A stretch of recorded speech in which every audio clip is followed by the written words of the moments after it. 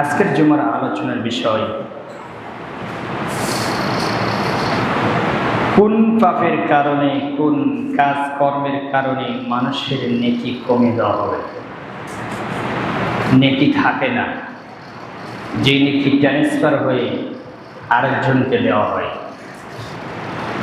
কোন পাপের কারণে নেকি কমে যায় এবং এই নেকি আরেকজনকে দেওয়া হয় যাকে নিয়ে আপনি সমালোচনা করেন, আপনার নেকি তাকে দেওয়া হবে। মুহাম্মদ রাসূলুল্লাহ সাল্লাল্লাহু আলাইহি ওয়াসাল্লাম বলেছেন, কিয়ামতের মাঠে ওই ব্যক্তি সবচেয়ে নিঃস্ব হবে, অসহায় এবং ব্যর্থ হবে, হতভাগা হবে, যে ব্যক্তির অসংখ্য নেকি আরেকজনকে দেওয়া হবে। এক পর্যায়ে ওই ব্যক্তি আরেকজনের পাপ, অন্যায়, অবিচার, জুলুম এর পাপ নিয়ে ওই ব্যক্তি জাহান্নামে যাবে। তাহলে আরেকজনের পাপ, নিজের নেকি আরেকজনকে দিয়ে আরেকজনের পাপ নিয়ে কোথায় যাবে? জাহান্নামে যাবে। যেটা আমরা অনবরত সবসময় করে যাচ্ছি, এই পাপ থেকে আপনি আমাকে থামিয়ে দিতে হবে। এই পাপটা কেন হয়, কি জন্য হয়? যেই পাপ আমরা রহরহ করে যাচ্ছি অথচ কিছু মনে করি না। আর বর্তমান প্রেক্ষাপটে সবচেয়ে এটা বেশি। কেউ যদি কোনো অন্যায় করে এটা এত ভাইরাল হয়ে যায়, মানুষের কানে কানে তো যাই, আবার ফেসবুকে, ইউটিউবে ভাইরাল। কথা বলে না, চেষ্টা করি আমরা। এটা কত বড় ভয়ানক, কত বড় অন্যায়, যা আপনার সচক্ষে বিচারে মাঠে দেখতে হবে। আপনার জন্য কত বড় বিপজ্জনক। আল্লাহ তুমি বজায় রাখবে, মানার তুমি তৌফিক দান করো। আজকে আরেকজনের অন্যায় আরেকজনকে বললে অনেক আনন্দ লাগে, যে আনন্দ আপনাকে জাহান্নামে নিয়ে যাবে, তাই না? আমাদের বেলা আসে না নাই? এটা থেকে আপনাকে বেঁচে থাকতে হবে। আজকে দেখেন, আমি যতগুলো হাদিস কোট করেছি সবগুলো এই বিষয়ে। মাস যাবৎ বললে এত হাদিস আছে শুধু এই বিষয়ে, তবুও শেষ হবে না। অথচ আমরা এই বিষয়ে গাফেল। এই জন্য আল্লাহ সুবহানাহু ওয়া তাআলা কোরআনে উল্লেখ করেছেন সূরা নূরের 24 নম্বর সূরা 24 নম্বর আয়াত, যে আয়াত দিয়ে আলোচনা শুরু করব ইনশাআল্লাহ। আল্লাহ বলছেন, ইয়াউমা তাশহাদু আলাইহিম আলসিনাতুহুম ওয়া আইদিহিম ওয়া আরজুলুহুম বিমা কানু ইয়ামালুন। আল্লাহ বলছেন, পৃথিবী মানুষ সেদিনকে স্মরণ করো, সেদিনকে স্মরণ করো যেদিন তোমার বিরুদ্ধে এবং যারা করছে তাদের বিরুদ্ধে সাক্ষ্য দেবে তাদের জিহ্বা। কি দিবে বলেন তো? সেদিনকে স্মরণ করো যে জিহ্বা আজকে নড়াতে আপনার কষ্ট হয় না, সহজ। এই মুখ এত চলে, এত ফ্রি, এত কথা বলে। আল্লাহ বলছেন, সেদিনকে স্মরণ করো যেদিন এই জিহ্বা তোমার বিপক্ষে যাবে, তোমাকে আটকিয়ে দিবে। সেদিনকে স্মরণ করো যেদিন এই জিহ্বা তোমার বিপক্ষে সাক্ষী দিবে। কার কাছে? আল্লাহর কাছে। তাদের জিহ্বা, তাদের হাত, তাদের পা, তাদের কৃতকর্মের ব্যাপারে আল্লাহর কাছে বলে দিবে। কথা মনে বুঝতে পারে? কি দিবে বলেন তো? এই জিহ্বা আপনার বিপক্ষে কথা বলবে, ওয়াইদিহিম আপনার হাত কথা বলবে, আপনার পক্ষে না বিপক্ষে? বিপক্ষে। ওয়ারজুলুহুম আপনার পা কথা বলবে আপনার বিপক্ষে। বিমা কানু ইয়ামালুন আল্লাহ বলছেন, যা কিছু করেছো সবকিছু হাতে, পায়ে, মুখে বলে দেবে। আল্লাহ তুমি বোঝার এবং মানার তুমি তৌফিক দান করো। একটা আয়াতই আপনার জন্য পরিবর্তন হওয়ার জন্য যথেষ্ট। এত মুখ চলে কেন? কোরআন হাদিসের কথা একটু বললে হয় না? সারাদিন একটু মানুষের নেক কথা নিয়ে আলোচনা করা যায় না? এত বড় আমল নিয়ে আপনি আলোচনা করেন কেন? এখান থেকে আপনাকে বেঁচে থাকতে হবে। মনে রাখেন, পরেরটা বলতে খুব ভালো লাগে, এই মজা পান, এই মজা আসলেই পান না, এই মজা লাগাই খেয়ে শয়তান। এটা অনেক ভারী, অনেক ভারী, অনেক ভারী, যা আপনাকে আমি বুঝাবো ইনশাল্লাহ যদি সময় থাকে। বলছিলাম এই জিহ্বা আপনার বিপক্ষে কথা বলেন। জিহ্বা মূলত অন্তরের দরজা। কি বলেন তো? জিহ্বা অন্তরের কি দরজা? মানুষের অন্তরের গোপনীয়তা জিহ্বা দ্বারা প্রকাশ পায়। মানুষের অন্তরে যা কিছু পরিকল্পনা হয়, যা কিছু পরিকল্পনা হয় মানুষের অন্তরে, তা কি দ্বারা বের হয়? এই জিহ্বা মুখ দ্বারা বের হয়। এটা আল্লাহ বলেছেন। এর ক্ষমতা প্রবল, এর ক্ষমতা এত বেশি, এর ক্ষমতা এত বেশি প্রবল, সারাদিন শুধু চলে। এটা মানুষকে সাফল্যের স্বর্ণ শিখরে আরোহণ করাতে পারে। কি বলেন তো? এই জিহ্বা, এই মুখ, যে এটা, এই মুখ, এই জিহ্বা মানুষকে সাফল্যের স্বর্ণ শিখরে আরোহণ করাতে পারে, পৌঁছে দিতে পারে, জান্নাতের উত্তম স্থানে পৌঁছে দিতে পারে। কি বলেন তো? কি মুখ, এই জিহ্বা মুখ জান্নাতের সর্বস্তরে আপনাকে পৌঁছে দিতে পারবে এই মুখ। এই কথা আল্লাহ এবং আল্লাহ রাসূল সাল্লাল্লাহু আলাইহি ওয়াসাল্লাম বলেছেন। তাহলে এই জিহ্বা আবার ধ্বংসের অতল গম্ভীরে গভীরে নিক্ষেপ করতে পারে, সেটি জাহান্নামের শেষ স্থানে পৌঁছে দিতে পারে। কি বলেন তো? জিহ্বা যত পাপের মাপকাঠি, যত পাপের থিওরি, যত কিছু, অন্তর আর মুখ। মনে বুঝাতে পারেনি? বুঝলেন কি না? বক্তব্য শুধু মসজিদই থাকে, ওই যে রাস্তাঘাটে বিভিন্ন মাসায়, বিভিন্ন চার দোকানে, বিভিন্ন জায়গায় যায় না, বাসায় যায় না। যাবে কেন? আছে তো মুনাফিকের আচরণ, এই জন্য যাবে না। তাহলে বলছিলাম এই জিহ্বা আবার ধ্বংসের অথল গম্ভীরে এবং অথল গভীরে নিক্ষেপ করতে পারে। অধিকাংশ নেকি ও পাপের কাজ জিহ্বা দ্বারাই সংগঠিত হয়ে থাকে। কি দ্বারা বলেন তো? অধিকাংশ নেকি, অধিকাংশ পাপের কাজ কি দ্বারা হয়? জিহ্বা দ্বারাই সংগঠিত হয়ে থাকে। যেমন গীবত, পরনিন্দা, কুটনামি, মিথ্যা, অশ্লীল কথা, গালমন্দ ইত্যাদি জিহ্বারই কাজ। কথা বলে, কথা হাসে না বেশি? বাস্তব।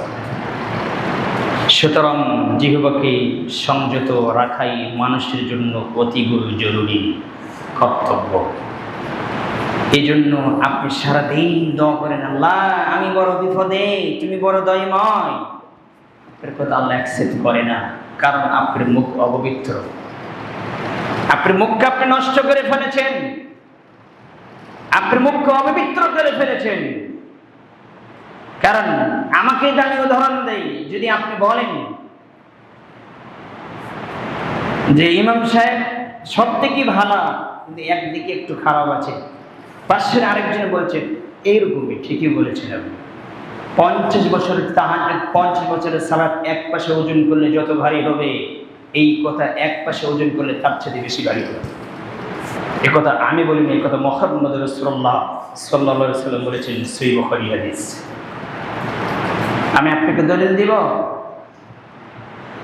কেন? আপনি ভালোটা বলতে পারেন, যেটা ভালো সেটা গ্রহণ করবেন, যেটা অকল্যাণ মন্দ সেটা আপনি গোপন করে দিবেন। যদি বলার সময় আপনার সুযোগ থাকে সংশোধন করতে চান, তাহলে পার্সোনালভাবে আলাদা কানে কানে সংশোধন করবেন। কার জন্য? রবের জন্য। কিন্তু তাকে অপমান, অপদস্থ, হেউতুচ্ছ, লাঞ্ছিত করার উদ্দেশ্য নয়। যদি হয় লাঞ্ছিত, অপমান উদ্দেশ্য জাহান্নাম সুনিশ্চিত, তাহাজ্জুদ আপনার জাহান্নাম ঠেকাতে পারবে না। আল্লাহর কসম যা বলছি তাই বলছিলাম। তাহলে এখান থেকে আপনি বাঁচতে হবে, এখান থেকে আপনাকে বেছে নিতে হবে। দেখেন, আন আবি হুরায়রা রাদিয়াল্লাহু তাআলা থেকে বর্ণিত, তিনি বলেন, قال رسول الله صلى الله عليه وسلم ان العبد لا يقول الكلمه لا يقولها الا লিইউদহিকা বিহিন নাস ইয়াহবি বিহা আবদা মা বাইনাস সামাই ওয়াল আরদ ওয়া ইন্নাহু লা ইয়ানজিলু আন লিসানিহি আশাদ্দা মিম্মা ইয়ানজিলু আন কদমিহি। হাদিস কয়েকটি জায়গায় এসেছে, সবগুলো ইয়ামানে এসেছে, বাইহাকিতে এসেছে, মেশকাতে এসেছে। আপনি মেশকাতে পাবেন হাদিসটি 4835 নম্বর হাদিস করবেন, সেখানে হাদিসটি উল্লেখ করা হয়েছে। রাসূল সাল্লাল্লাহু আলাইহি ওয়াসাল্লাম বলেছেন, বান্দা একটি কথা বলে, রাসূল সাল্লাল্লাহু আলাইহি ওয়াসাল্লাম বলছেন, বান্দা একটি কথা বলে, কোন মানুষ যখন একটি কথা বলে এই জন্য যে সে এটা দ্বারা লোক হাসাবে, লোককে আনন্দ দিবে, এমন একটি কথা বললো যে কথা দ্বারা মানুষ হাসলো এবং আনন্দ পেল, সে এই কথার দরুন জাহান্নামের মধ্যে এত দূরে নিক্ষিপ্ত হবে যা আকাশমণ্ডলী ও জমিনের দূরত্বের সমান। 1450 বছর আগে হাদিস পড়ে আছে। রাসূল সাল্লাল্লাহু আলাইহি সাল্লাম বলছেন, আল্লাহ তাআলা বলছেন, বান্দা এমন কথা বলে কারো বিরুদ্ধে কারো পক্ষে, যে কথাতে মানুষ হাসে, যার পক্ষে বলছে, যার কথা বলছে সেই মানুষ কষ্ট পায়, তাকে খারাপ লাগে। আল্লাহ বলছেন, রাসূল সাল্লাল্লাহু আলাইহি সাল্লামকে বলে দিচ্ছেন, আপনি বলে দেন যে এমন কথা বলে সে এই কথার দরুন জাহান্নামের মধ্যে এত দূরে নিক্ষিপ্ত হবে যে আকাশমণ্ডলী ও জমিনের দূরত্বের সমান। বান্দার পা পিছলানোর মানে পিছলে যাওয়ার জন্য তুলনায় মুখ পিছলানো ভয়ানক ক্ষতিকর। হাদিস মনে বুঝতে পারেননি, রাস্তায় চলতে যে পিছলি জায়গা থাকে কিনা, যে শেওলা ধরে থেকে আপনি পিছলে পড়ে যান বা আপনার স্লিপ কাটে পড়ে যান, মুহাম্মদ সাল্লাল্লাহু আলাইহি ওয়াসাল্লাম বললেন এই স্লিপ কাটা পড়ে যাওয়া যত জটিল, যত ভয়ানক, রাসূল সাল্লাল্লাহু আলাইহি ওয়াসাল্লাম বলছেন তার চাইতে এই মুখ পিছলে যাওয়া এবং স্লিপ কেটে যাওয়া তার চাইতে বড় জটিল এবং কঠিন। আমি বুঝতে পারি না, বুঝলেন কিনা? তাহলে পড়ে যাওয়ার চাইতে মুখকে দমন করা বড় ভয়ানক কঠিন। আর কেন কঠিন হবে না?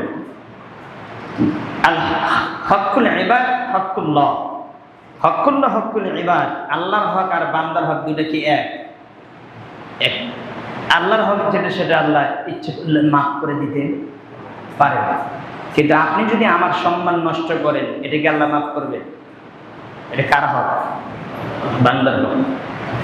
হাদিসে কুদসি আল্লাহ সুবহানাহু ওয়া তাআলা বলেন, ইন্নামা হারামা যুলমা আলাইয়া, নিশ্চয় আমি নিজের আত্মার উপর, নফসের উপর জুলুম করা হারাম করেছি, অতএব কেউ কারো উপর জুলুম করা আমি আল্লাহ এটা পছন্দ করি না। এটাও একে অপরে জুলুম করে আমি হারাম করে দিয়েছি। কেন করবে? তাহলে এটা আল্লাহ ক্ষমা করবে না, কিন্তু আল্লাহ তিনি ক্ষমা করার ক্ষমতা রাখেন, কিন্তু আল্লাহ ক্ষমা করবে না। যদি আল্লাহ এইভাবে অনবরত ক্ষমা করে দেয় তাহলে আপনি সুযোগ পেয়ে যাবেন, আপনি আমার অন্যায় করবেন, আমার ক্ষতি করবেন, চুরি ডাকাতি বদমাশি করবেন, সারাদিন বদনাম করবেন, অপমান অপদস্থ করবেন, লাঞ্ছিত হেয়চিত করবেন, আর আল্লাহর কাছে যে ক্ষমা চাইবেন আল্লাহ এটি মাফ করে দিবেন। জি না, আল্লাহ এটা মাফ করবে না। এর বিচার আল্লাহ নিজ হাতে করবেন, বিচার বাটি আপনি সচক্ষে দেখতে পাবেন। কত ভয়ানক, কত কঠিন। আল্লাহ তুমি বোঝার মারাত তুমি তৌফিক দান করো, আল্লাহ আমিন। তাহলে এই হাদিস প্রমাণ করে যে আপনাকে সাবধান থাকতে হবে, আউলিয়া মুখ চুপ থাকবে। যে কথার কারণে, যে কর্মের কারণে আপনার নেকি কমে যাচ্ছে, নেকি আরেকজনের কাছে চলে যাচ্ছে, যাকে নিয়ে আপনি খারাপ মন্তব্য করছেন। আনস ইবনে আমির থেকে বর্ণিত, তিনি বলেন, قال لقيت رسول الله صلى الله عليه وسلم فكنت من نجا। যে হাদিসটা আমি পিছে বলতে চেয়েছিলাম কিন্তু একটু আগে নিয়ে আসলাম। উকবা ইবনে আমির থেকে বর্ণিত, তিনি বলেন রাসূল সাল্লাল্লাহু আলাইহি ওয়াসাল্লাম বলেছেন, এখান থেকে বেঁচে থাকবে। আল্লাহে আল্লাহর কসম, যতটুকু কথা বলি কোরআন হাদিসের বাহিরে বলি না, তবে মানুষ হিসেবে ভুলের ঊর্ধ্বে নয়। মানুষ হিসেবে ভুলের ঊর্ধ্বে নয়, ভুল হয় স্বাভাবিক। 100টা কথা বললে 2, 3, 4, 5টা কথা ভুল হবে না, এরকম মানুষ পৃথিবীর জমিনে জন্মে নেয়। মুহাম্মদ সাল্লাল্লাহু আলাইহি ওয়াসাল্লামের ভুল হয়েছে, সেটা ওহীর মাধ্যমে সংশোধন করে দেওয়া হয়েছে। কিছু লোক এসে জিজ্ঞাসা করলেন, ইয়া রাসূলুল্লাহ সাল্লাল্লাহু আলাইহি ওয়াসাল্লাম, রূহ কি? এই যে রূহ মানুষকে আল্লাহ সৃষ্টি করেছিল, সেটা বনী ইসরাঈলে উল্লেখ করা হয়েছে, রূহ কি, এটা কি সেটা? তখন রাসূল সাল্লাল্লাহু আলাইহি ওয়াসাল্লাম বললেন, আগামীকাল বলবো, তোমরা আগামীকাল আসবে। কিন্তু শুধু বলেনি কি ইনশাল্লাহ। এই ইনশাল্লাহ না বলার কারণে 15 দিন পর্যন্ত ওহী বন্ধ ছিল। এটা তার ভুল হয়েছে। আল্লাহ মধুকে হালাল করেছে, তিনি বললেন মধু খাওয়া যাবে না। আল্লাহ এটা ভুল সংশোধন করেছেন সূরা তাহরীমের 1 নম্বর আয়াত। তাহলে মানুষ হিসেবে ভুলের মধ্যে আমরা না। যত বড় বড় বিদ্যান এসেছে, ইমাম আহমদ বিন হাম্বল 10 লক্ষ হাদিসের হাফিজ, এবং ইমাম শাফি, ইমাম মালিক, তারপরে আপনি আবু হানিফা, ইমাম ইউসুফ, ইমাম মোহাম্মদ, ইমাম জাহাবি, যত বড় বড় যত বিদ্যান এসেছে, সকলে একই বাক্য, আমরা ভুলের ঊর্ধ্বে নই। আমাদের কথা তোমরা নিও না, আমরা কথাই থেকে গ্রহণ করেছি, যে এই কথাটা ওখান থেকে তোমরা গ্রহণ করো। কথা মনে বুঝতে পারিনি। ইমাম আবু হানিফা তো স্পেশাল কিছু কথা আছে, ইজা সাওয়াল হাদিস ফাওয়া মাযহাবি, আমার মাযহাব ওটাই, যেটা মুহাম্মদ সাল্লাল্লাহু আলাইহি ওয়াসাল্লামের সহিহ হাদিস। আমার কোনো কথা যদি কোরআন এবং সহিহ হাদিসের বিরুদ্ধে চলে যায়, তাহলে আমার কথা তোমরা দেওয়ালে নিক্ষেপ করবে, ছুঁড়ে মারবে, আমার কথাকে ফেলে দিবে। মুহাম্মদ সাল্লাল্লাহু আলাইহি ওয়াসাল্লামের কথা, আল্লাহ এবং আল্লাহর রাসূলের কথা গ্রহণ করবে, বলেন না? তাহলে আমি ভুলের মধ্যে নয়। আপনি যদি কিছু সন্দেহ লাগে, তাহলে আপনি কাগজ কট করবেন, প্রত্যেকটি কথা দলিল দেওয়া আছে, হাদিস নাম্বার সহ দেওয়া আছে। খুতবার ভেতরে এই কাজ করিয়েন না, কারণ আপনার ক্ষতি করবে। আল্লাহ তুমি বোঝার মানুষ, তুমি তৌফিক দান করো। আল্লাহ বলছিলেন, উকবা ইবনে আমির থেকে বর্ণিত, তিনি বলেন, قال لقيت رسول الله صلى الله عليه وسلم فقلت من نجات। উকবা ইবনে আমির একদিন বললেন, ইয়া রাসূলুল্লাহ সাল্লাল্লাহু আলাইহি ওয়াসাল্লাম, তিনি বললেন, আমি আল্লাহর নবীকে বললাম, তার সাথে সাক্ষাৎ করলাম, তাকে জিজ্ঞাসা করলাম। মুহাম্মদ সাল্লাল্লাহু আলাইহি ওয়াসাল্লামকে বলছেন, আমি তার সাথে সাক্ষাৎ করলাম, আমি তাকে জিজ্ঞাসা করলাম, ফাকুলতু মান নাজাত, বাঁচার উপায়, নাজাত পাওয়ার উপায় কি, বাঁচবো কি করে? এটা ওই সময় বলেছেন, বাঁচবো কি করে, নাজাত পাবো কি করে, আল্লাহর শাস্তি থেকে, আল্লাহর কঠিন আযাব থেকে, আল্লাহর পাকড়াও থেকে নাজাত পাবো কি করে, নিজেকে বাঁচাবো কি করে? দেখেন, কঠিন একটা প্রশ্ন। রাসূল সাল্লাল্লাহু আলাইহি ওয়াসাল্লাম মাত্র 3টি কথা বললেন, 3টি কথার ভিতরে নাজাত আছে, যদি আপনার জীবনে বাস্তবায়ন করতে পারেন। 1, ফাকালা, রাসূল সাল্লাল্লাহু আলাইহি ওয়াসাল্লাম বললেন, আমলিক আলাইকা লিসানাকা। রাসূল সাল্লাল্লাহু আলাইহি ওয়াসাল্লাম বললেন যে মুক্তির উপায় কি তা জানো? তিনি বললেন, মুক্তির উপায় হলে, মুহাম্মদ সাল্লাল্লাহু আলাইহি ওয়াসাল্লাম বললেন, তুমি নিজের জিহ্বাকে আয়ত্ত রাখো, জিহ্বাকে সংযত করো, জিহ্বাকে নিরাপদে রাখো, মুখকে বন্ধ করো। মনে বুঝতে পারিনি, এত মুখ চলে, আপনি সারাদিন কত যে কথা বলেন। এখানে একটা কথা আমি বলি, যারা বেশি কথা বলে এরা মুনাফিক, যারা বেশি কথা বলে এরা ফাসিক, যারা বেশি কথা বলে এরা জালিম। এ কথা আমি বলিনি, এ কথা আল্লাহ এবং আল্লাহ রাসূল সাল্লাল্লাহু আলাইহি ওয়াসাল্লাম বলেছেন। মুমিন ব্যক্তি কখনো এত কথা বলবে, কথা বলেন, এত কথা বলবে না। হাদিসে আমি কোট করেছি, আমি নিয়ে আসবো ইনশাআল্লাহ, যদি সময় থাকে। কথা যত কম বলবেন তত আপনার জন্য ভালো। তাহলে বলছিলেন, রাসূল সাল্লাল্লাহু আলাইহি ওয়াসাল্লাম বলছেন, তুমি তোমার জিহ্বাকে আয়ত্তে রাখো, জিহ্বাকে ধরে রাখো। যে কোনো কথা বললে যদি হিসাব করে কথা বলে। এই জন্য আল্লাহ বলছেন, আলাম নাজআল লাহু আইনাইন, আমি কি তোমাকে দুটো চক্ষু দেই নাই? ওয়া লিসানাও ওয়া শাফাতাইন, আমি কি তোমাকে জিহ্বা, দুটো ঠোঁট দেই নাই? ওয়া হাদাইনাহুন নাজদাইন, আমি কি দুটো রাস্তা দেই নাই, সত্য মিথ্যা তুমি যাচাই করে নাও। আল্লাহ বলেছে কি না? সূরা বালাদের মধ্যে দেখুন, সেখানে আল্লাহ উল্লেখ করেছেন। তাই বলছিলাম, রাসূল সাল্লাল্লাহু আলাইহি ওয়াসাল্লাম বললেন, তুমি তোমার নিজের জিহ্বাকে আয়ত্তে রাখো, ধরে রাখো। এ মুখ চললি তুমি ছেড়ে দিলা না, মুখকে বন্ধ রাখো। 2 ওয়াল ইয়াসাআকা বাইতুকা, রাসূল সাল্লাল্লাহু আলাইহি ওয়াসাল্লাম বললেন নিজের ঘরে পড়ে থাকো, নিজের ঘরে, কথা বলে, নিজের ঘরে পড়ে থাকো, নিজের ঘরে নিজেকে বন্দী রাখো, আবদ্ধ রাখো।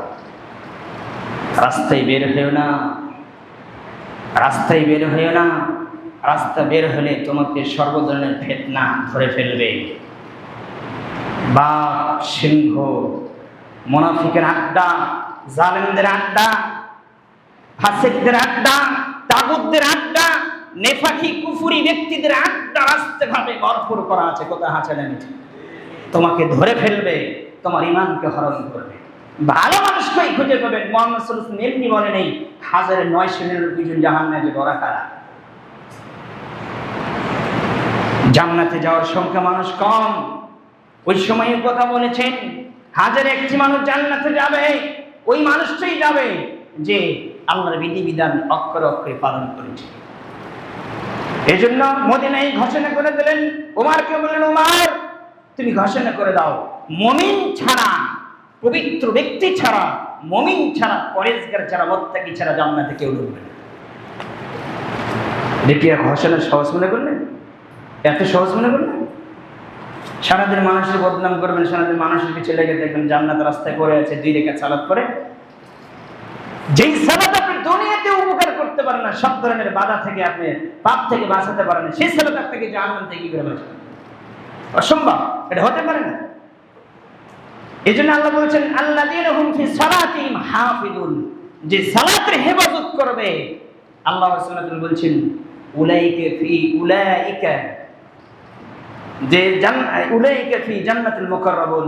আল্লাহ রাসূল বলছেন, একটা শব্দ বাদ দিয়েছে, রাসূল সাল্লাল্লাহু আলাইহি ওয়াসাল্লাম এর ব্যাখ্যা দিয়েছেন যে যারা নিজের সালাতকে হেফাজত করবে তাদের জন্য সম্মানজনক জান্নাতের জন্য তাদের জন্য এমন একটা জায়গা দেওয়া হবে যেই জায়গাতে নিরিবিলি কোনো হইচই শব্দ পাবে না।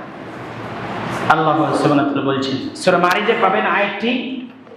আল্লাহ সুবহানাহু ওয়া তাআলা সেখানে উল্লেখ করেছেন যে যে ব্যক্তি সালাতের হেফাজত করবে। সালাতের হেফাজত বলতে কি সারাদিন মানুষের পিছে লেগে থাকা?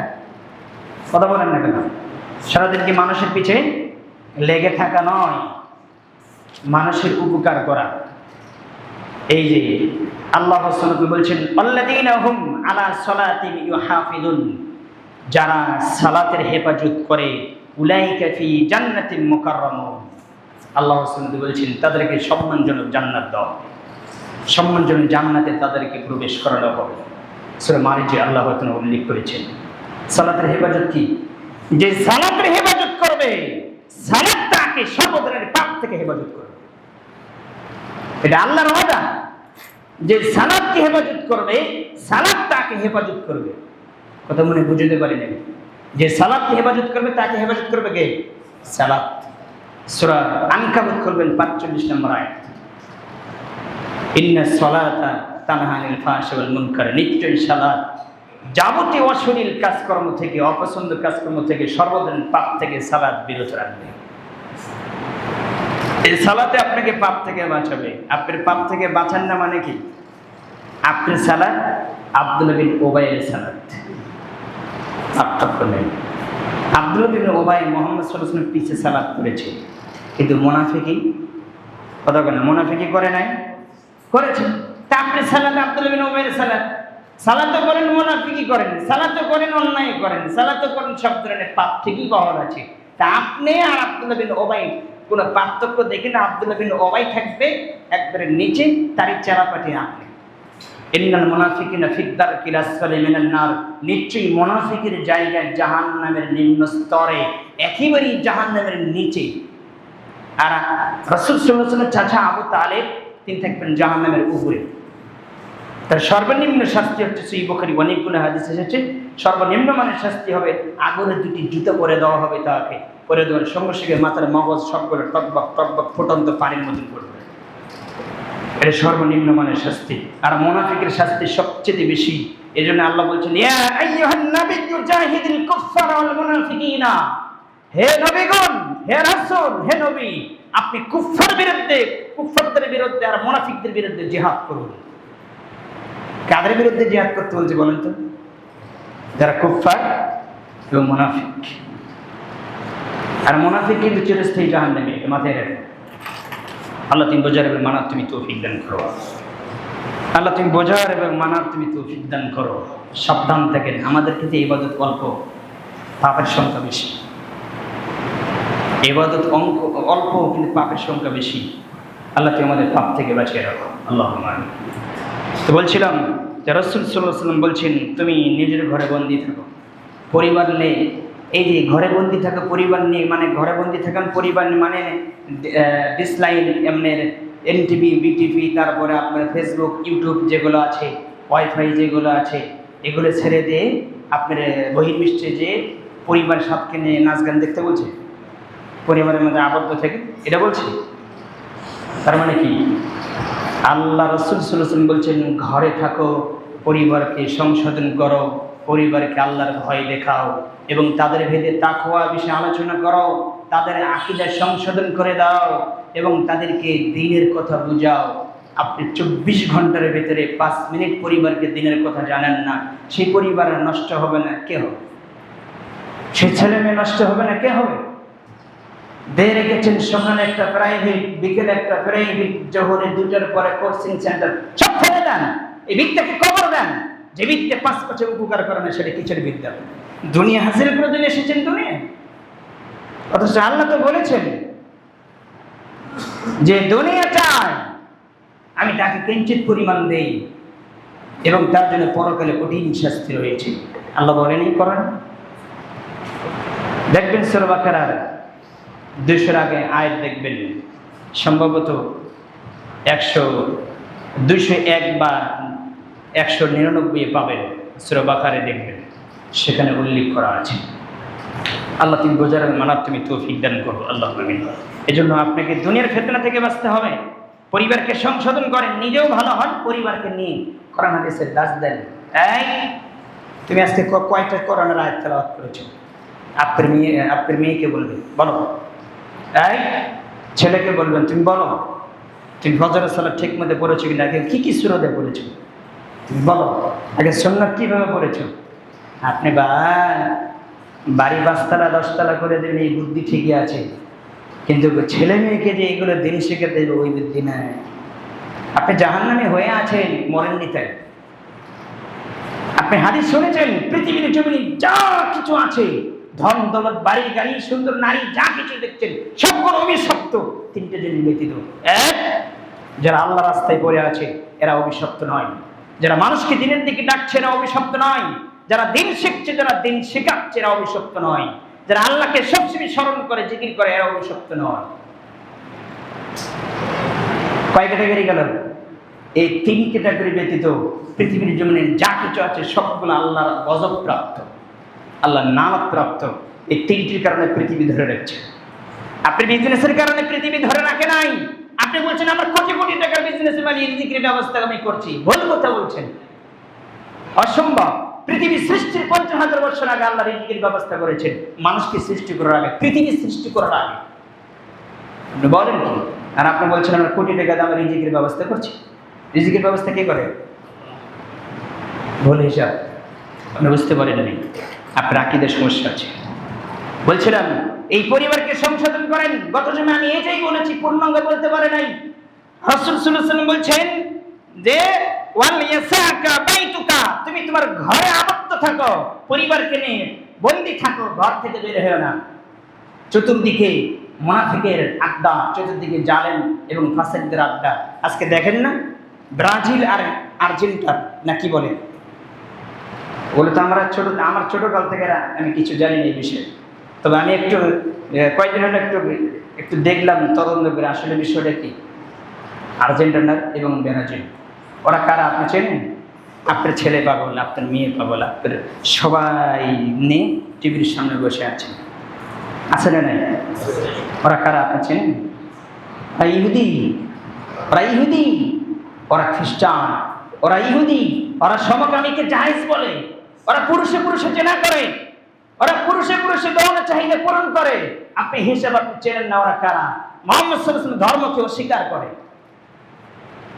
তাদের খেলালে আপনি ব্যস্ত, তাদের জার্সি পরে থাকেন আপনি, তাদের পতাকা আপনার ঘরের উপরে।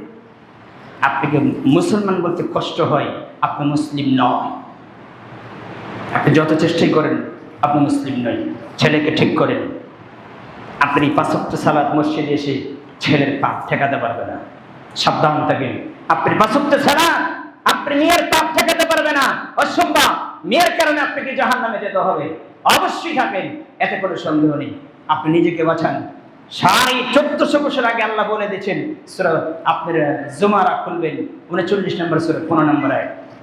আল্লাহ বলছেন, যার কারণে তার পরিবার ধ্বংস হয়ে গেছে, জাহান্নামে হয়ে গেছে, এই ব্যক্তি হচ্ছে কিয়ামতের মাঠে সবচেয়ে বেশি বড় ক্ষতিগ্রস্ত।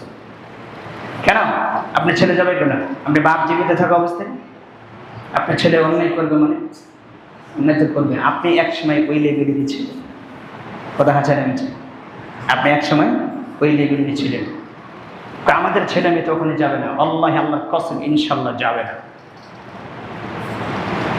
যদি যাই তাহলে ওকে আলাদাভাবে যেতে হবে, নূহ আলাইহিস সালামের ছেলের মতো। কথা মনে বুঝাতে পারি, তার স্ত্রী ওয়াইলার মতো, তাকে সেভাবে যেতে হবে। আপনার কর্তৃত্বের সমস্যা আছে, আপনার স্ত্রীর দায়িত্ববিদ অবহেলা আছে, আপনার দায়িত্ববিদ কমতি আছে। আপনি সকালে প্রাইভেটে ঠিকই পাঠান, বিকেলেও পাঠান, আবার কোচিং করান। এই মাস্টারদেরকে কোচিং করান, এই মাস্টারদের কাছে কৃষিবিদ্যা শেখে যাবে।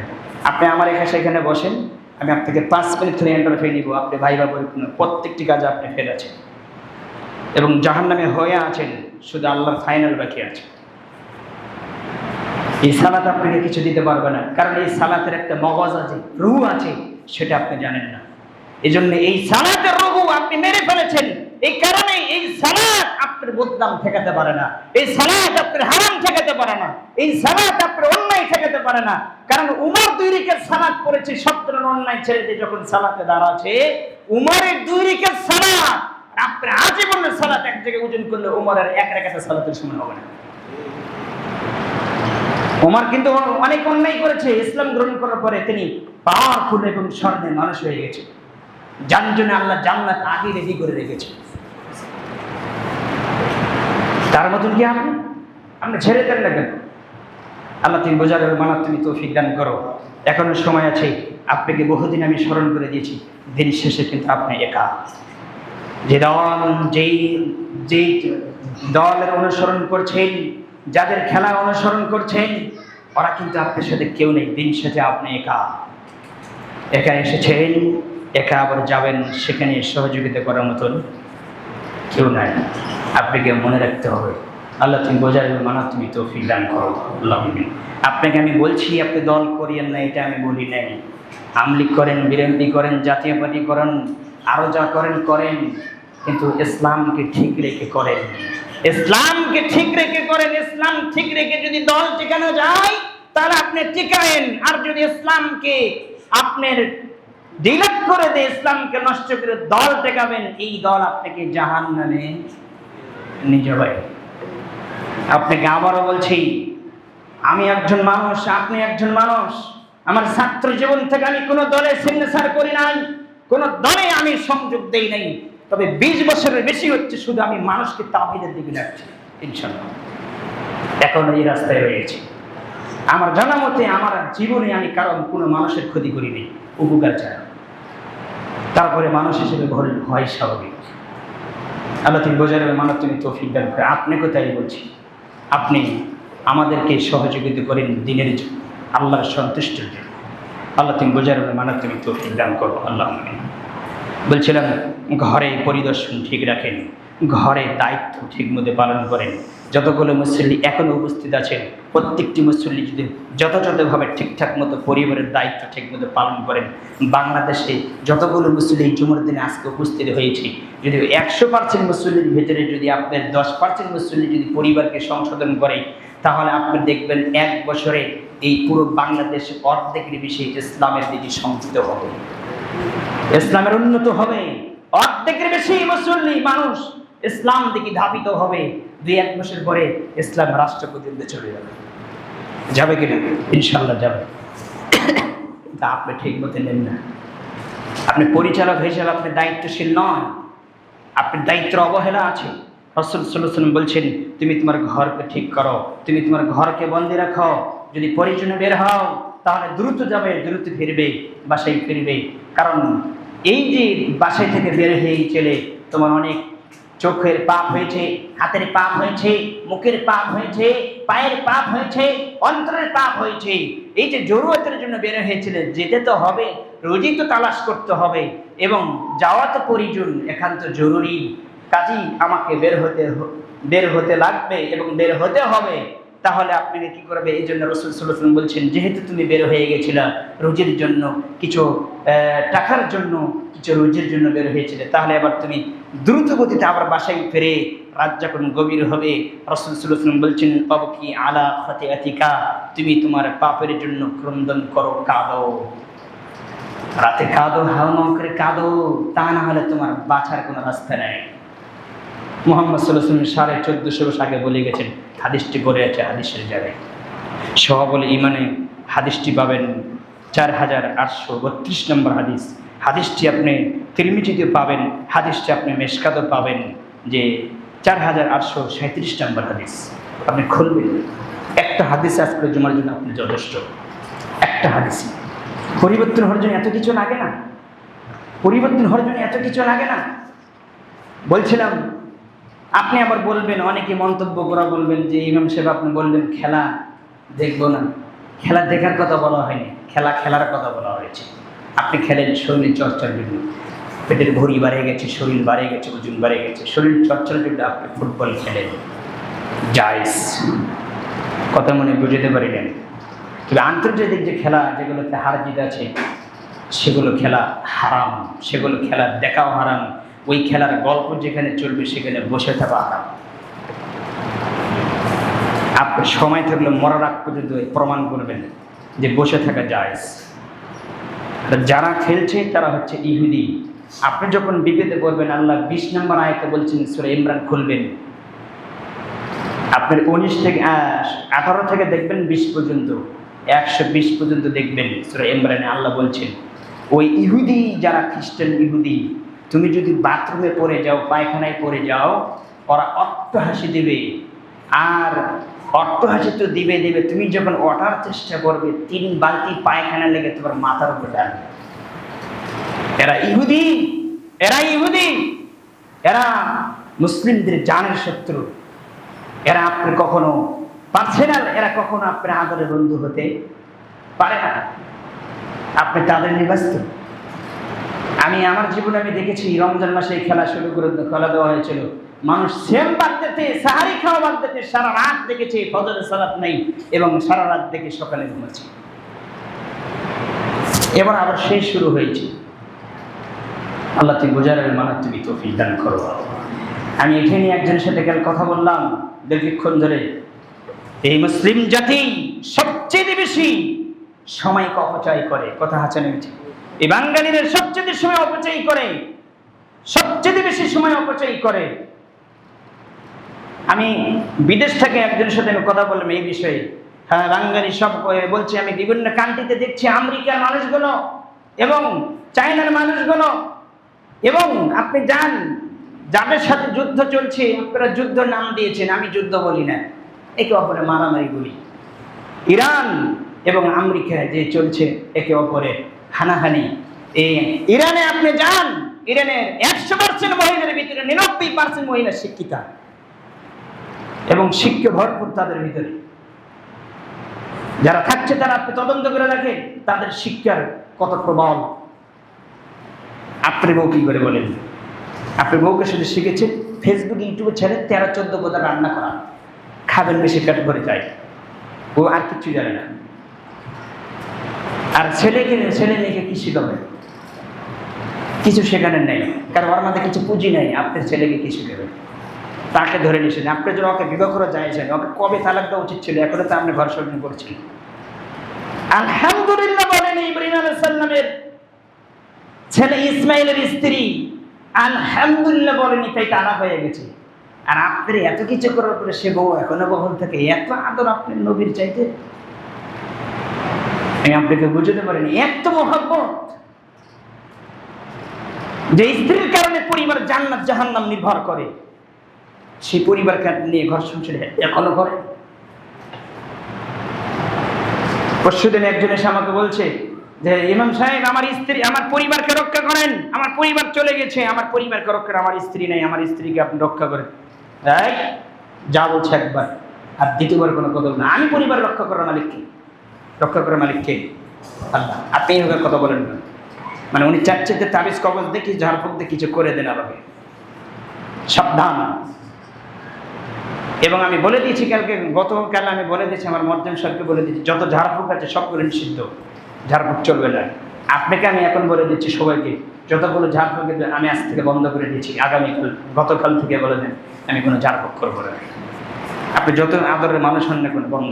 আপনি নিজেরটা নিজে করেন না, এগুলো থেকে বঞ্চিত করে। এগুলো করতে গেলে নিজের ইমানের উপর দাগ পড়ে যায়, ইমান দুর্বল হয়ে যায়। আল্লাহ তুমি বোঝার মানব, তুমি তো মানুষের আঁকিতে নষ্ট হয়ে গেছে, বিশ্বাস চলে গেছে।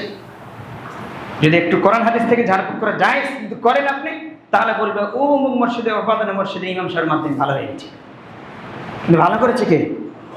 সহিহ বুখারী হাদিস, রাসূল সাল্লাল্লাহু আলাইহি ওয়াসাল্লাম বলছেন, পৃথিবীর জমিনে আমার রব, আমাদের রব এমন কোন রোগ দেয়নি যে রোগের আবার চিকিৎসা দেয়নি। রাসূল সাল্লাল্লাহু আলাইহি ওয়াসাল্লাম বলছেন, যেই রোগ আমি দিয়েছি, মানে আল্লাহ বলছেন যে রোগ আমি দিয়েছি, মুহাম্মদ তুমি বলে দাও যে আমি যে রোগ দিয়েছি সেই রোগের চিকিৎসা দিয়েছি, ওষুধও দিয়েছি। যদি ওই রোগ ডাক্তার নিয়ন্ত্রণ করে, যদি ঠিকঠাক মতো ওষুধ, ওই রোগের ওষুধ পড়ে যায়, আমি আল্লাহর অনুমতিতে ওই রোগ ভালো হয়ে যায়। হাদিস সহিহ বুখারী। ডাক্তার, তুমি তো নিজের কোম্পানিকে টেকানোর জন্য তুমি সব কিছু করছো। আল্লাহ তুমি বোঝারের মানব, তুমি তৌফিক দান করো। কত জায়গায় যে আমরা ভেজালে পড়ে আছি, যার বিকল্প নেই। আল্লাহ তুমি আমাদের মাফ করো, আল্লাহুম্মা আমিন। আমাদেরকে পূর্ণাঙ্গ ঈমান দান করো, আমাদের তাকওয়া শীল করে দাও, মুত্তাকি পরহেজগার বানিয়ে দাও। আমাদের অন্তরে যত রোগ, আমাদের অন্তরে বলছিলাম যে রাসূল সাল্লাল্লাহু আলাইহি ওয়াসাল্লাম বলছেন, তুমি তোমার পাপের জন্য কাঁদো। এই জমিনে বর্তমান প্রেক্ষাপটে পাপ ছাড়া, কাদা ছাড়া বাঁচার কোনো উপায় আমি দেখি না। হাওমাও করে কেঁদে আল্লাহর কাছ থেকে ক্ষমা নিতে হবে, ক্ষমা নিতে হবে, আর পরিবারকে সংশোধন করে যেতে হবে। আপনি কাজে তাই বর্তমান সমাজ আপনি ঠিক করতে পারবেন না, কারণ সমাজে যেগুলো মাদক বাড়ে গেছে, এগুলো ভাইরাস। কথা হাঁচা নেমেছে। বর্তমান সমাজ, গ্রাম আপনি ঠিক করতে পারবেন না, কারণ যাদেরকে দায়িত্ব দেওয়া আছে সমাজে মাত পারে না, হচ্ছে তাগুত। এরা নিজেরা তাগুত, এরা মুনাফিক, এরা জালেম, এরা ফাসিক। পুরো কোরআন আল্লাহ ভরপুর করে দিয়ে রেখেছে, ইন্নাল্লাহা লা ইয়াহদিল কওমাল ফাসিকিন। নিশ্চয় আল্লাহ সুবহানাহু ওয়া তাআলা ফাসিকদের হেদায়েত দেন না। ইন্নাল্লাহা লা ইয়াহদিল কওমাল যালিমিন। নিশ্চয় আল্লাহ সুবহানাহু ওয়া তাআলা জালিম সম্প্রদায়কে কি দিবেন না? হেদায়েত দেন না। এদেরকে আল্লাহ হেদায়েত দিবে না। এরা ফাসিক, এরা জালিম, এরা তাগুত, এরা মুনাফিক হয়ে আছে। এদের দ্বারা সমাজ ঠিক হবে না। অতএব আপনাকে বুঝতে হবে, আমার দায়িত্ব, যেহেতু সমাজে আমার দায়িত্ব পালন করার ক্ষমতা নেই, আমার দায়িত্ব পরিবার। এই জন্য আল্লাহ বলছেন, দেখো তুমি পারবে না, তুমি পারবে না, এবং তোমাকে দায়িত্ব দিয়েছি আমি। সূরা তাহরিমের 6 নম্বর আয়াত, ইয়া আইয়ুহাল্লাযিনা আমানু, হে ঈমানদারগণ তোমরা যারা ঈমান এনেছো। আল্লাহ বলছেন, তাদেরকে ডাক দিয়ে আল্লাহ বলছেন যে হে ঈমানদারগণ তোমরা যারা ঈমান এনেছো, আনফুসাকুম, নিজেকে বাঁচাও, ওয়াহলিকুম নারা, তোমার পরিবারকে বাঁচাও। কিসে থেকে? জাহান্নামের আগুন থেকে। ইয়া আইয়ুহাল্লাযিনা আমানু কু আনফুসাকুম ওয়াহলিকুম নারা, তুমি নিজেকে বাঁচাও, তোমার পরিবারকে বাঁচাও জাহান্নামের আগুন থেকে। এটা আপনাকে বলা হয়েছে, সমাজ ঠিক করতে পারবেন না, কারণ সমাজে যাদেরকে দায়িত্ব দেওয়া হয়েছে এরা অধিকাংশ বেঈমান, দায়িত্ব বুঝে না। অযোগ্য মানুষকে দায়িত্ব দেওয়া হয়েছে, অযোগ্য মানুষকে আপনি দায়িত্ব দেওয়া হয়েছে, এটা কিয়ামতের আলামত। মুহাম্মদ সাল্লাল্লাহু আলাইহি ওয়াসাল্লাম বলছেন, যে চেয়ার সম্মানী, চেয়ার সম্মানী মানুষ পাওয়ার উপযুক্ত, জ্ঞানী মানুষ পাবে যখন মূর্খ জাহিলকে দেওয়া হবে ওই চেয়ার, তখন আল্লাহর বিধিবিধান উল্টে যাবে। উল্টে যাবে মানে এরা উল্টিয়ে দেবে, তখন আর ইসলাম থাকবে না। সহিহ বুখারী বিশাল বড় হাদিস। আবু বকর সিদ্দিককে জিজ্ঞেস করলেন, তার সঙ্গী সাথী বললেন, হে আবু বকর সিদ্দিক রাদিয়াল্লাহু তাআলা আনহুমা, আপনার কাছে প্রশ্ন থাকলো, কতদিন পর্যন্ত যে ইসলাম আল্লাহ আমাদেরকে এত কষ্টের পরে, এত কিছু করার পরে, অন্ধকার যুগে থেকে আবার আল্লাহ সুবহানাহু সেই ইসলাম আমাদেরকে দিয়েছে, কল্যাণের রাস্তা দিয়েছে, কল্যাণের পথ দিয়েছে। এই কল্যাণের উপরে এই ইসলামের আমরা কতদিন টিকবো, ইসলামের উপরে কতদিন থাকবো? তখন আবু বকর সিদ্দিক বললেন, যতদিন পর্যন্ত নেতৃত্ব স্থানেরা ঠিকমতো দায়িত্ব পালন করবে, যারা নেতৃত্ব দিচ্ছে, যাদেরকে তোমরা ইমাম বলো এবং নেতা বলো, এরা ঠিকঠাক মতো যতদিন পর্যন্ত দায়িত্ব পালন করবে ততদিন পর্যন্ত তোমরা ইসলামের উপর থাকতে পারবা। যখন এরা ব্যতিক হয়ে যাবে তখন ইসলাম তোমরা হারিয়ে ফেলবে। বাস্তব কি? হাদিস সহিহ বুখারী। আপনাকে আমি কি দিয়ে বোঝাবো যে আসলে কোন বিষয়ে আমরা? আল্লাহ তুমি বোঝাবেন, মানা তুমি তৌফিক দান করো। তাহলে বলছিলাম, আপনি নিজে ভালো হন। নিজে গাছ কেটে বসে আছেন, আরেকজনকে সমালোচনা করেন, এগুলো বাদ দেন, এগুলো করেন না। কত অন্যায় আপনি নিজের উপর করে যাচ্ছেন। যে নিজের উপর বিচার করতে পারে না, সে আরেকজনের বিচারক কেমনে হয়? এক বিচারক বানানো। যে নিজের বিচার করতে পারে না, সে আরেকজনকে যদি দায়িত্ব পালন বিচার করে দেবে, ও মুনাফিক, ও ঠিক মতো দায়িত্ব পালন ঠিক মতো বিচার করতে পারবে না।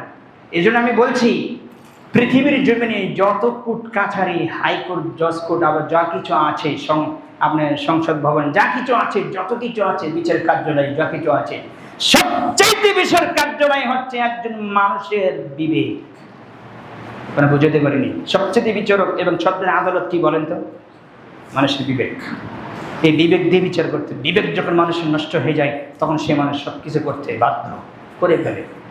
আর বিচার কিন্তু বিবেকের উপরই আল্লাহ নিবে, বিবেককে আল্লাহ ধরবে। আল্লাহ তুমি বোঝার হবে, মানা তুমি তৌফিক দান করো, আল্লাহুম্মা আমিন। তাহলে এই হাদিস দ্বারা প্রমাণিত হয়, এত কথা আমি বললাম যে এই বিষয়ের আলোচনা আসে, আপনি আলোচনা ধারাবাহিকভাবে শুনতে থাকেন। আন আবি সাঈদ খুদরি থেকে বর্ণিত, তিনি বলেন, রাসূল সাল্লাল্লাহু আলাইহি ওয়াসাল্লাম বলেছেন যে উক্ত বর্ণনা, একই হাদিস তিনি বর্ণনা করে বলেন, রাসূল সাল্লাল্লাহু আলাইহি ওয়াসাল্লাম বলছেন, আদম সন্তান সকালে ঘুম থেকে উঠলে তার সকল অঙ্গ প্রত্যঙ্গ জিহ্বার কাছে উনায় বিনয় করে। রাসূল সাল্লাল্লাহু আলাইহি ওয়াসাল্লাম বলছেন, আদম সন্তানের যত অঙ্গ প্রত্যঙ্গ আছে, হাত, পা, নাক, কান, চোখ যা কিছু আছে, সব জোরের হাড়গুলো সবগুলো অনাই বিনয়ন করে, কাকুতি মিনতি করে জিহ্বার কাছে। কার কাছে বলেন তো? জিহ্বার কাছে অনাই বিনয়ন করে এবং বলে যে, দেখো আমাদের ব্যাপারে তুমি আল্লাহকে ভয় করো। জিহ্বাকে বলে, এই শরীরের অঙ্গ প্রত্যঙ্গ সবাই বলে, দেখো আমাদের বিষয়ে তুমি আল্লাহকে ভয় করো। তুমি যদি অন্যায় দিকে যাও, আমাদের পুরো হাত পা, কেন চোখ কান সব পুরো বডি অন্যায়ের দিকে যাবে। তুমি যদি জাহান্নামে যাও, পুরো দেহ আমাদের জাহান্নামে যাবে। হাদিস দেখেন কত কঠিন একটা, জটিল একটা হাদিস। একটা হাদিসে আপনার জন্য যা কষ্ট।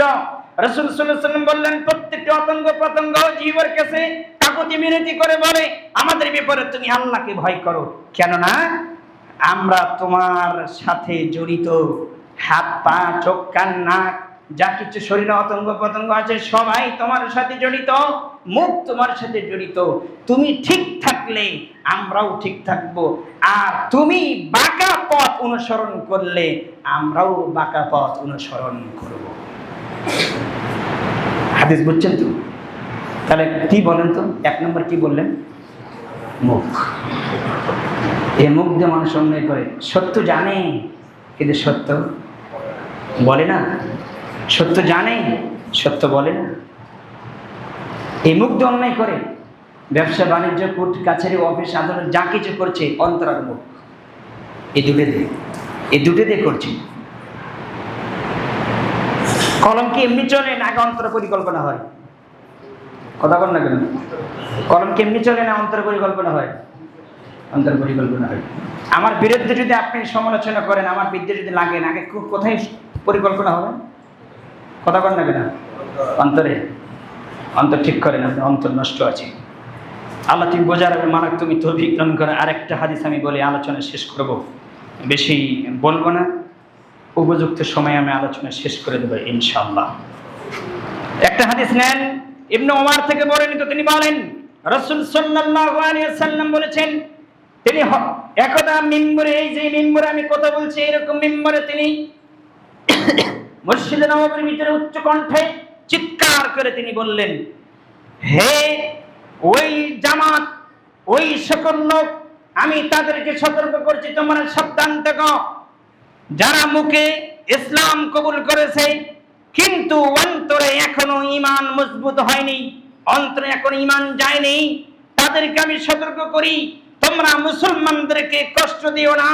একে অপরের সম্মান এবং একে অপরের লজ্জা হায়া একে অপরের অপদস্থ করো না, একে অপরের পিছে লেগে যেও না। যারা লাগে তারা মুখে ইসলাম গ্রহণ করেছে, প্রকৃত তাদের অন্তরে ইসলাম এখনো যায়নি। রাসূল সাল্লাল্লাহু আলাইহি ওয়াসাল্লাম বলেছেন, হাদিস তিরমিজি 2032 নম্বর হাদিস, আপনি খুলবেন, সেখানে দেখবেন, ইয়া মাশারা মান কাদ আসলামা বিলিসানিহি ওয়া লাম ইকদি ঈমান ইলা কলবি, এখনো ওদের অন্তরে ঈমান যায়নি। লা তুযুল মুসলিমিনা, এরা মুসলিম নয়, এরা মুখে দাবি করে মুসলিম, কিন্তু অন্তর্গত কাজকর্মে এরা কি নয়, মুসলিম নয়। রাসূল সাল্লাল্লাহু আলাইহি ওয়াসাল্লাম চিৎকার করে বলছেন, যারা একে অপরে কষ্ট দেয়, যারা একে অপরের পিছে লেগে থাকে, একে অপরের সমালোচনা করে, গীবত পরনিন্দা এবং কটুনি করে, আরো কিছু করে, এরা প্রকৃত মুসলিম নয়। মুহাম্মদ সাল্লাল্লাহু আলাইহি ওয়াসাল্লাম সেই কালে বলে দিয়েছেন, এরা মুখে ইসলাম কবুল করেছে কিন্তু অন্তরে এদের ইসলাম যায় না, অন্তরে ঈমান যায় নাই। রাসূল সাল্লাল্লাহু আলাইহি ওয়াসাল্লাম বলছেন, তোমরা মুসলিমদেরকে কষ্ট দিও না, তাদের লজ্জা দিবে না, বরং এবং তাদের গোপন দোষ অনুসন্ধান করবে না। কেননা যে লোক তার মুসলিম ভাইয়ের গোপন দোষ অনুসন্ধান করে নিয়োজিত হবে, আল্লাহ তাআলা তার গোপন দোষ প্রকাশ করে দিবেন। রাসূল সাল্লাল্লাহু আলাইহি ওয়াসাল্লাম বলছেন, আর যে ব্যক্তির দোষ আল্লাহ তাআলা প্রকাশ করে দিবেন, তাকে অপমান করে ছাড়বেন, সে তার উটের হাওদার ভিতরে, উটের পেটের ভিতরে ঢুকলেও আল্লাহ সেখানে তাকে অপমান করবেন। কোথায় আছেন আপনি? অথচ আল্লাহ বলছেন, আল্লাহ মুসলিম এক মুসলিম আরেক মুসলিমের কি বলেন তো ভাই, ওয়াল মুমিনুন ওয়াল মুমিনাত বা'দুহুম আউলিয়া বা'দ, 71 নম্বর সূরা আপনি খুলবেন তওবার। আল্লাহ বলছেন, এক মুমিন আরেক মুমিনের বন্ধু, শুভাকাঙ্ক্ষী। মুমিন নারী মুমিন পুরুষ একে অপরের বন্ধু, মুমিন পুরুষ মুমিন নারী একে অপরের বন্ধু। ওয়াল মুমিনুন ওয়াল মুমিনাত বা'দুহুম আউলিয়া বা'দ, একে অপরের বন্ধু। আল্লাহ বলছেন, এরা এদের কাজ কি? এদের কাজ হচ্ছে এরা 5 ওয়াক্ত সালাত আদায় করবে, যাকাত দিবে এবং আল্লাহ এবং আল্লাহ রাসূলের আনুগত্য করবে। এরা মানুষকে সৎ কাজে ডাকবে, অসৎ কাজ থেকে নিষেধ করবে। একে অপরের আপনার মুমিনদের একে অপরের বন্ধুদের কাজ পাবেন তো? আসেনি? আসেনি? আল্লাহ তুমি বোঝার মানা, তুমি স্বভাব ঠিক করেন, স্বভাব ভালো করেন, এখনের সময় আছে। একটা কথা মনে রাখেন, বহুদিন আমি আগে আলোচনা করেছি যে আব্দুল্লাহ জাহাঙ্গীর, ডক্টর আব্দুল্লাহ জাহাঙ্গীর, উনি বলেছিলেন যে যারা সারাদিন মানুষের পিছিয়ে লেগে থাকেন, বদনাম করেন, কোনোদিন আজীবন বদনাম করে 1 শতক জমি কিনে পাচ্ছিলেন? কথা বলেন, 1 শতক জমি কিনে পাবেন বদনাম করে? পাবেন না। তাহলে 1 শতক জমি যদি না কেনা যায় বর্তমান জামানায়, তাহলে বদনাম করবো কেন? কথা মানে বুঝতে পারেন। আর বদনাম করলে জমি কেনা যায় না, নিজে যে কষ্ট করে ইবাদত করেছেন এই ইবাদতের নেকি ওর কাছে চলে যায়, এটা অটোমেটিকভাবে আল্লাহ পার করে দেয়। একটা উদাহরণ দিলে আপনি বুঝবেন। হাদিস, রাসূল সাল্লাল্লাহু আলাইহি ওয়াসাল্লাম বলছেন যে এই যে মসজিদ ভরা, যদি আমি পাট, বুঝেন পাট, পাট চেনেন না? যে পাট যদি মসজিদ ভরে যদি আমি রাখি, এই পুরো মসজিদের পাট এবং পুরো মসজিদের মানে পুরো গুদমের পাট জালে দেওয়ার জন্য একটা মেসের কাঠি যথেষ্ট। পুরো জীবনের নেকি একটা সমালোচনায় পুরো নেকি নষ্ট করে দেওয়া যথেষ্ট, মুহাম্মদ সাল্লাল্লাহু আলাইহি ওয়াসাল্লাম বলেছেন। আপনাকে বোঝাতে পারবো না, মুখ বন্ধ রাখি। যদি মানুষের যদি কিছু করতে পারেন তাহলে কল্যাণ করবেন, না করলে আপনি চুপ থাকবেন। আর যদি আপনি বলেন যে না বললে হবে, এখানে আমি একটা দুটা কথা বলে নেই, সেটা হচ্ছে যেগুলো ক্ষতিকারক, যেমন ক্ষতি করছে, যেমন আপনি একজন ব্যবসায়ী, আমার সাথে ব্যবসা, আমি ব্যবসা করি, একজন আপনি বলছেন যে আমি ইমাম সাহেবের সাথে ব্যবসা করতে চাই, তো ইমাম সাহেব লোকটা কেমন কেমন মানুষ চাই, তো তখন আপনি বলবেন যে না, একটু বাহ্যিক দৃষ্টি দেখে যাচ্ছে এই জায়গায় এরকম, কিন্তু ভিতরে ভিতরে কূটনীতি আছে, ও মানুষের টাকা মেরে খায়, এই অন্যায় করে, এই করে, সেই করে। কথা ভালো করে বুঝেন। অতএব আপনি যদি ওর সাথে শেয়ারে ব্যবসা করেন, তাহলে আপনার টাকা ঠিক মতো বুঝে দেবেন, ও মেরে খাবেন। তাহলে আপনি এই বিষয়ে যে ব্যবসা করবে আপনাকে জিজ্ঞাসা করছে, আমার সাথে ব্যবসা করবে আপনাকে জিজ্ঞাসা করছে কেমন লোকটা, তাহলে আপনি যা হাসা তাই বলবেন, তবে আমাকে অপমানের অপদস্থের উদ্দেশ্য নয়। রিয়াদুস সালেহীন 6টি কথা এসেছে যে মানুষকে বিপদ থেকে, অন্যায় থেকে বাঁচানোর জন্য সংশোধন করতে পারবেন পার্সেন্টভাবে কানে দিয়ে। আপনি মেয়েকে বিবাহ দিবেন, আপনি একজনকে জিজ্ঞাসা করছেন যে ছেলের সাথে বিবাহ হবে সে ছেলে মদখোর, সুদ করে এবং নামাজ পড়ে না, সব ধরনের অন্যায় তার মধ্যে আছে। আপনি জানেন যে ওর সাথে বিয়ে দিলে আমার ভালো হবে, কারণ টাকা পয়সা বেশি, আমাদের টাকা পয়সার পাগল বেশি, টাকা পয়সা দেখলে মেয়েকে বিবাহ দিতে, কিন্তু নামাজ পড়েন ওখানে খবরই নেই। এটা অন্যায় না, একেবারে সহজ। ওর টাকা পয়সা বেশি, চাকরি, কর্মজীবী, কি অনেক টাকা ইনকাম করে, ওর সাথে মেয়েকে তুলে দিচ্ছেন। নিজে একটু জান্নাত পাইতেন, কিন্তু মেয়েকে দরকার না, সবাই এক গোষ্ঠী ধরে জাহান্নামে দেবেন। এই জন্য আপনি সহযোগিতা করছেন। রাসূল সাল্লাল্লাহু আলাইহি সাল্লাম বললেন যে যদি দেখো যে তোমার মেয়েকে বিবাহ দিবে ছেলে ভালো নাই, আমাকে জিজ্ঞাসা করতে, তাহলে আমি যদি এখানে গোপন করে দিই না, কিন্তু ছেলে কিন্তু মদ করে সব ধরনের অন্যায় আছে, কিন্তু আমাকে জিজ্ঞাসা করে আমি গোপন করে দিই, আপনার সাথে প্যাঁচ লেগে দিলেন, যাক মেয়েকে বিবাহ দেন, দেখতে পাবেন পরে মজা কেমন। তাহলে এই মেয়ের যত ক্ষতি হবে, যত পাপ হবে আমার হবে। তাহলে আমাকে সত্যটাই বলতে হবে, না ছেলে হিসেবে তিনি অন্যায় করে, মদ করে, এই অন্যায়গুলো আছে, তার সাথে আপনার মেয়েকে বিবাহ দিয়েন না। এটা আমার পরামর্শ, এটি না আল্লাহর জন্য করলাম, এটা পাপ হবে না, এটা করা ফরজ, এটা জানানো ফরজ। এই বিপদ থেকে যদি আপনি গোপন করে দেন তাহলে তার আপনি ক্ষতি করলেন। আল্লাহ তিনি বোঝার মানা তুমি তৌফিক দান করো। রাসূল সাল্লাল্লাহু আলাইহি ওয়াসাল্লাম একদা বসে আছেন, তিনি ঘর থেকে বের হচ্ছেন, মা আয়েশা পাশে। রাসূল সাল্লাল্লাহু আলাইহি ওয়াসাল্লাম বলছেন যে, মা আয়েশা বলছেন, রাসূল সাল্লাল্লাহু আলাইহি ওয়াসাল্লাম বললেন, এই শোনো, তোমাদের মধ্যে এমন একটি মানুষ আসবে, তিনি উমুকের খারাপের ছেলে, খারাপের ছেলে, খারাপ একজন মানুষ আসতেছে। রাসূল সাল্লাল্লাহু আলাইহি ওয়াসাল্লাম সতর্ক করে দিলেন। তার মানে কি, এটা অন্যায় নয়, যেটা অন্যায়, তবে আপনাকে মনে রাখতে হবে তাকে ডাবানোর জন্য না, তার ক্ষতি করার জন্য, তাকে অপদস্থ করার জন্য নয়, আপনাকে সংশোধনের জন্য। আল্লাহ তুমি বোঝার মানা তুমি তৌফিক দিন। এখন আপনি বুঝবেন যে ইমাম সাহেব তো একটা সুযোগ করেই দিল আমার, আমি নিয়ত ওটাই করবো, আমি সংশোধনে মানে অপমান করবো না, কিন্তু বদনাম ছড়ে দেব না। অন্তরে মালিক আল্লাহ, সাবধান থাকেন। আল্লাহ তুমি বোঝার মানা তুমি তৌফিক দান করুন।